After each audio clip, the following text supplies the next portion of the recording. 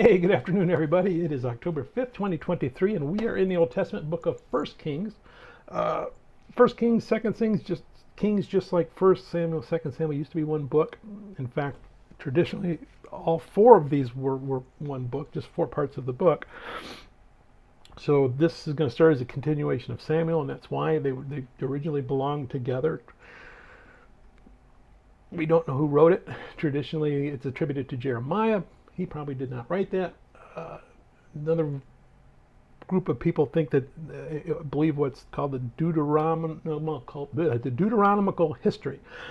That the person who finished the end of Deuteronomy then continued in Joshua, and then continued writing Judges, and then continued writing Samuel, then continued writing Kings, because there's a unity of these books.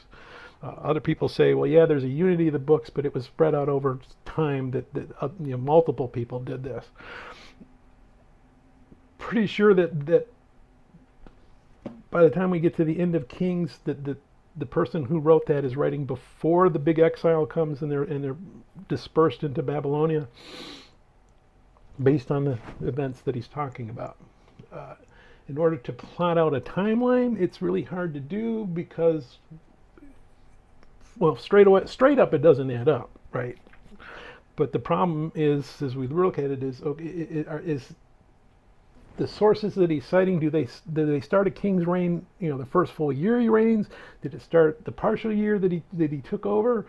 Did it count as co-regency? Did it not count as co-regency? Was it a time when Samaria or Israel was keeping a different calendar than the people of Judah just to spite them? Or was it at a time when Judah was keeping a different calendar just to spite the people in Israel? We don't know. If you know history and you study ancient history and you look at the Bible, you can kind of plot it in the right place. If you've got a good study Bible, it might have a timeline in the back that would help you out if you want to understand exactly how that fits together. For us, we want to look at the rise and the fall of these kings. It's going to start with Solomon. We're kind of at the peak of the kingship of Israel. It got no better than that. That was the epitome of this period. And when Solomon dies, the kingdom splits, and we see the kings of Israel get worse and worse and worse and worse and worse until they're exiled. We see the kings of Judah, well, some of them are worse, and then some are better, and then some are worse, and some are better, but they're on the downward trajectory as well.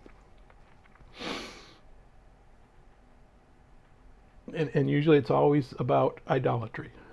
We want to bring other gods in with God, and in some cases to replace God, and it doesn't work out for the people here. It doesn't work out for us either.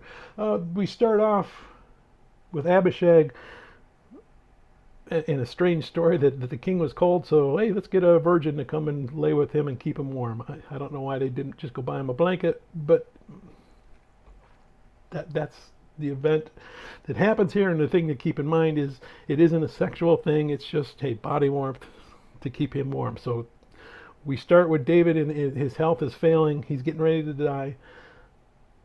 One of his sons, and this would be the fourth of the sons that he's going to lose as a consequence of his sin, decides that he's going to raise himself up as king. And Nathan comes to Bathsheba and says, hey, you know what? If we want Solomon to be king, we got to move right now and get it done before Abishag can beat us to, or before Adonijah can beat us to it. And that's pretty much where this section starts, and then we start getting into the final history of the final good king, Solomon, and we start to see the descent of the kings after that. So let's go ahead and we're going to read let's read 1 Kings chapter 1 verse 1 to chapter 27. Now King David was old, advanced in years, and they put covers on him, but he could not get warm. Therefore his servant said to him, let a young woman, a virgin, be sought for our lord the king, and let her stand before the king, and let her care for him, and let her lie in your bosom, and our lord the king may be warm. So they sought for a lovely young woman throughout all the territory of Israel, and found Abishag the Shunammite, and brought her to the king. The young woman was very lovely, and she cared for the king, and served him, but the king did not know her. Then Adonijah the son of Haggith exalted himself, saying, I will be king, and he prepared for himself chariots and horsemen and 50 men to run before him. And his father had not rebuked him at any time by saying, why have you done so? He was also very good looking. His mother had borne him after Absalom. Then he conferred with Joab, the son of Zeruiah, and with Abiathar the priest, and they followed and helped Adonijah. But Zadok the priest, Benaiah the son of Jehoiada, Nathan the prophet, Shimei the ray, and the mighty men who belonged to David were not with Adonijah. Adonijah sacrificed sheep and oxen and fattened calf by the stone of Zoelath, which is by En-rogel. He also invited all his brothers, the king's sons, and all the men of Judah, the king's servants, but he did not invite Nathan the prophet, Benaiah the mighty men, or Solomon his brother. So Nathan spoke to Bathsheba, the mother of Solomon, saying, "Have you not heard that Adonijah the son of Haggith has become king, and David our Lord does not know it? Come, please, let me now give you advice, that you may save your own life and the life of your son Solomon. Go immediately to King David and say to him, 'Did you not, my lord, O king, swear to your maidservant, saying, Assuredly your son Solomon shall reign after me, and he shall sit on my throne? Why then has Adonijah become king? Then while you are still talking there with the king, I will also come in after you and confirm your words.'" So Bathsheba went into the chamber to the king. Now the king was very old, and Abishag the Shunammite was serving the king, and Bathsheba bowed and did homage to the king. Then the king said, "What is your wish?"